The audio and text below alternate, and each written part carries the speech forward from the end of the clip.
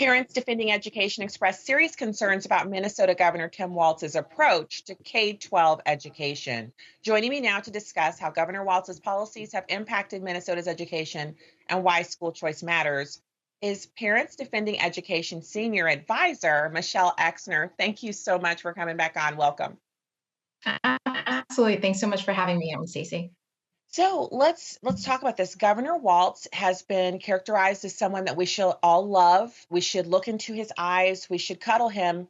But we haven't heard much about his education policy. And I think parents are far more concerned with what he would want to push through the Department of Education at the federal level than his personal attributes beyond him being an American citizen and old enough to serve as vice president. Absolutely. I have a lot of questions, both as a parent and also a veteran who actually went to Iraq. So I will make that disclaimer there.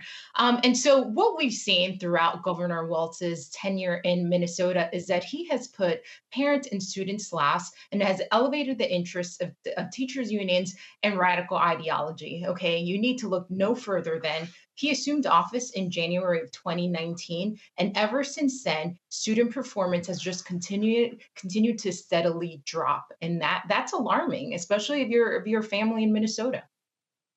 Yeah, and so thank you for your service, Michelle. I always love to have your perspective here because you span the gamut from working, defending children and parents and their educational rights, and then also defending our country. And I think it's interesting to juxtapose your history of serving in Iraq against Governor Tim Walz's, which wouldn't be an issue. I did a tour of duty in Saudi Arabia, but it was not a combat tour. And so I feel like when someone says, thank you for your service, Stacy, I accept that gladly, but I've never once claimed to have combat experience. And when people have said Stacy's a combat veteran, I quickly correct them because I don't need to have that qualification in my experience. Being a veteran is enough, in my opinion. Those who serve in combat, that's extra. That deserves extra handshakes and appreciation. But it's not a matter of needing to say that you're a combat veteran in order to have validity as a veteran at all. Governor Walz has really displayed a lack of integrity on that issue, and the fact that you touched on it there, I feel like that doesn't resonate with parents. If he can't be honest about his history in service to our country, how can we expect him to be honest when it's time to tackle the tough issues facing moms and dads in public education? I am with you 100%, and I think you already knew that. But yeah, not every deployment, not every tour abroad is equal, right? Some, of course, are more challenging, more dangerous than others.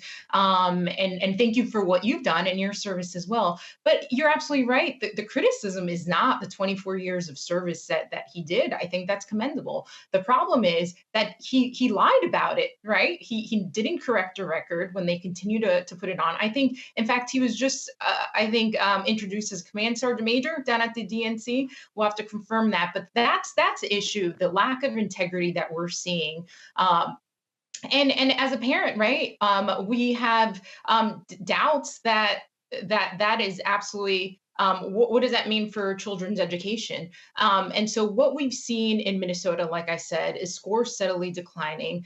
Right now, the average fourth grade reading score is below the national average. And in fact, there was CNBC's annual ranking dropped Minnesota's education system 3 spots from last year. It's now coming in at 17th. And it should be noted that in 2018, right before Governor Walz took office, the state's education ranking came in at 5th. So that is a significant drop from where the state was just a couple of years ago. I mean, I go back to the very core tenet, right? When you're deciding where you're going to buy your home, you don't look to see what the personalities are of the superintendent or the school board.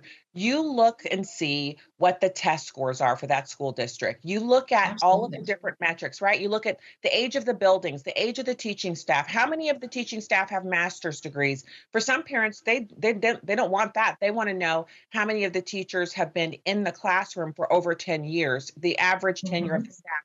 There's so many ways you can measure a district. You take your kids to the playground that's located next to that school they're going to go to, and you let the kids play and you talk to the parents. Listen and see if they're complaining about the school or if they love it and they recommend it to you because we don't live here. What do you think about this school?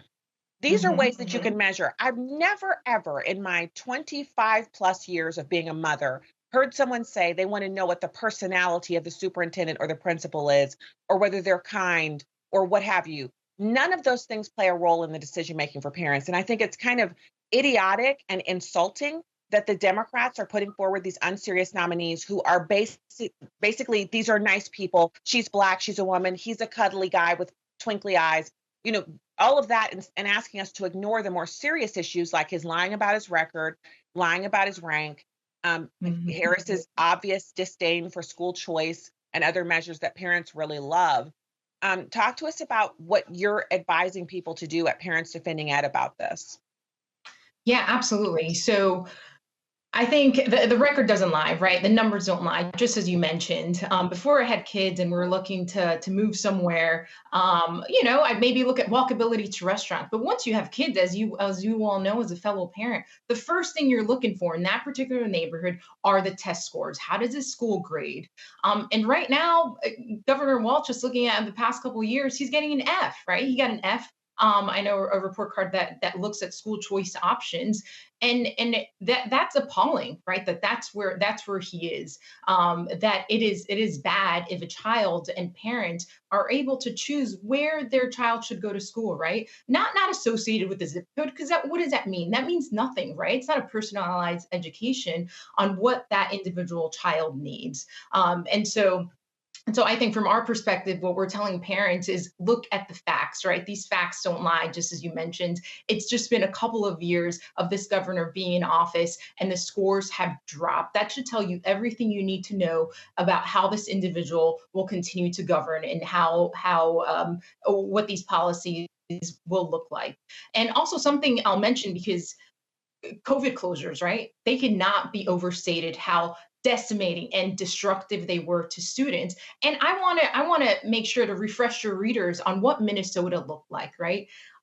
As of February or March of 2021, there were only a quarter of sixth, seventh, eighth, and high school students that had stepped foot in a classroom. Middle schools and high schools were not allowed to reopen their buildings.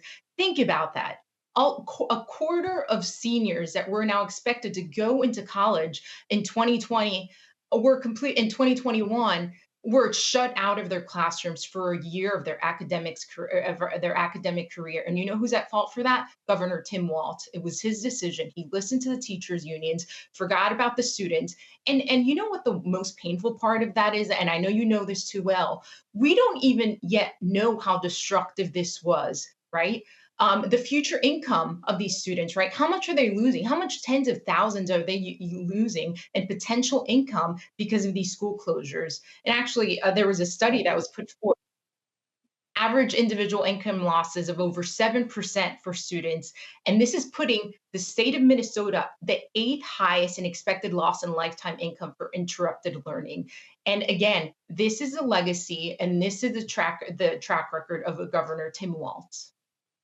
The track record that actually will be measured in earnings lost and educational outcomes that have been lessened for students who are forced to stay at home. And you're right, Michelle, the reverberations of that decision, they'll fall on people for years to come. And then you'll see them kind of assessing and wondering why their parents would have thought that this man was a good leader, and why the school leadership, we're talking about the unions, the teachers, why didn't they care more about how children were faring during this time?